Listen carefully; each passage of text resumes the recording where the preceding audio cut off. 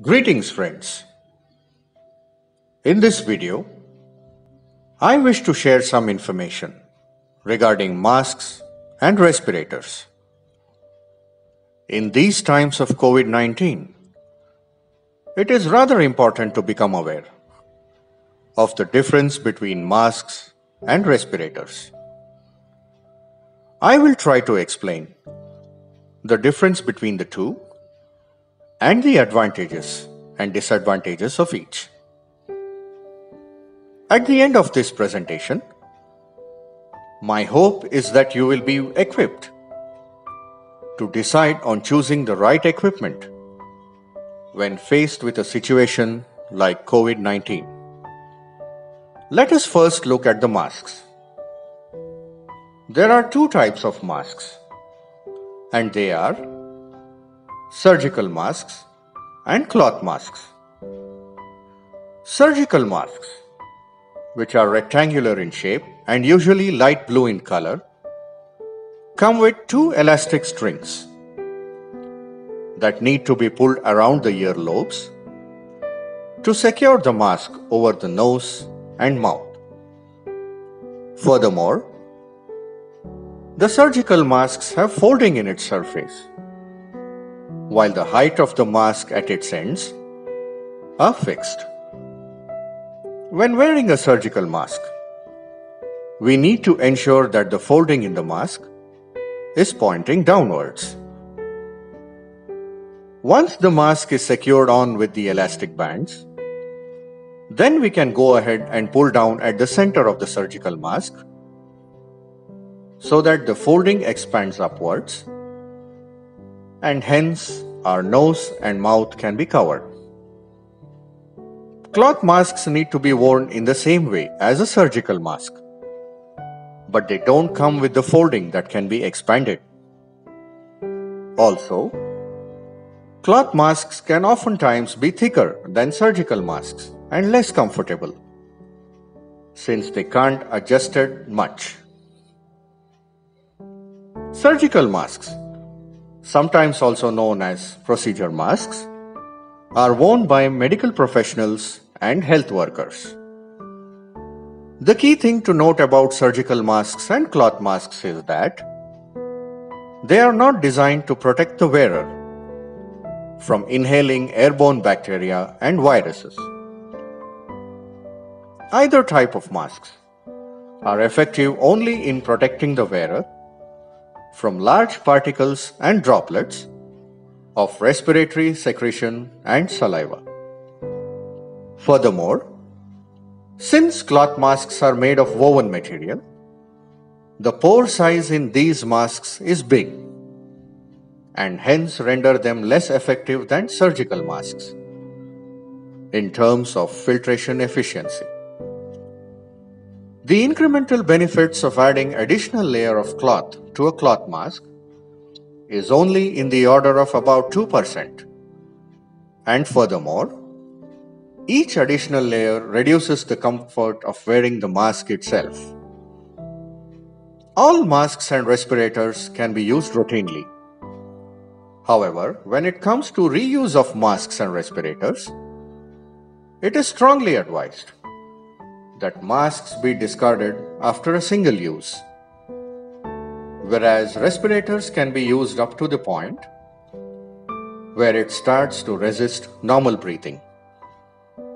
Now let us try to understand a bit about respirators. Respirators are a special type of mask.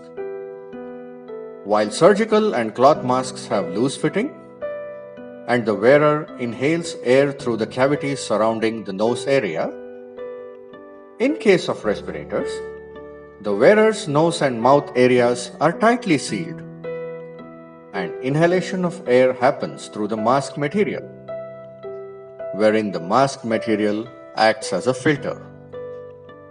Respirators are broadly of three types: N, R, and P, where N stands for not oil proof, R stands for oil resistant, and P stands for oil proof.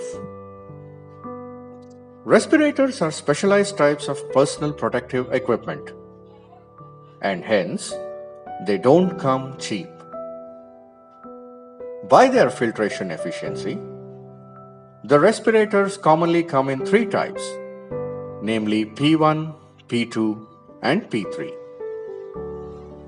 A P1 type respirator is capable of trapping 80% of particulate matter that are zero point 0.3 microns or less in diameter. A P2 type respirator is capable of trapping 95% of particulate matter that are zero point 0.3 microns or less in diameter. A P3 type respirator is capable of trapping 99.95% of particulate matter that are zero point 0.3 microns or less in diameter. The most commonly available respirator mask is the N95 type, which means it can effectively stop up to 95% of particulate matter that are 0.3 microns or less in diameter, and that it is not oil-proof. Some respirator mask designs also include an exhalation port, which is a one-way valve mechanism that is aimed at reducing heat within the mask and reducing the exhalation effort by the wearer. No matter the type of the mask, there is a strong correlation between quality of the item, manufacturer brand, and unit cost. In the times of the COVID-19 pandemic, many people have started manufacturing cloth masks to cash in on the demand. Some are even resorting to manufacturing masks at their homes by themselves. Such masks may impress the cops, but not the COVID-19 virus. We should not forget that PPEs like masks and respirators are engineered items and manufactured to exacting standards. They are subjected to thorough testing for functional efficiencies and tolerances. Such precision and quality control can never be achieved in a homemade mask. Home cooked food is good, but not homemade mask. We would do well to remember this. There is also news that some people have come up with mask recycling plants where they wash the discarded masks and resell them to cash in on the demand.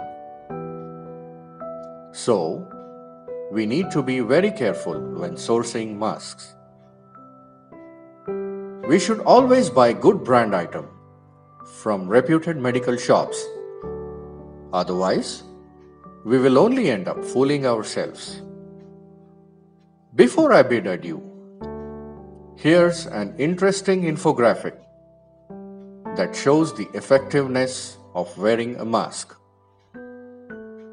As we can clearly understand, if both the COVID-19 carrier and the uninfected wear mask, then the probability of contagion reduces to less than 2%. So friends, let's pick up this habit of wearing masks and keep it with us until COVID-19 is conquered. It may not be viable for each of us to go after an N95 type mask due to its high cost, but we should at least adapt to wearing surgical mask. If you are in a containment zone or work in proximity to infected persons, then definitely choose the right type of personal protective equipment. Just wearing surgical masks will not do. Friends, be very careful and take this SARS-CoV-2 virus very seriously. It's no joke. It is learned that even in patients who recover, their lung capacity may have undergone significant permanent damage, a lifelong disability. Until we meet next time, stay safe and take care.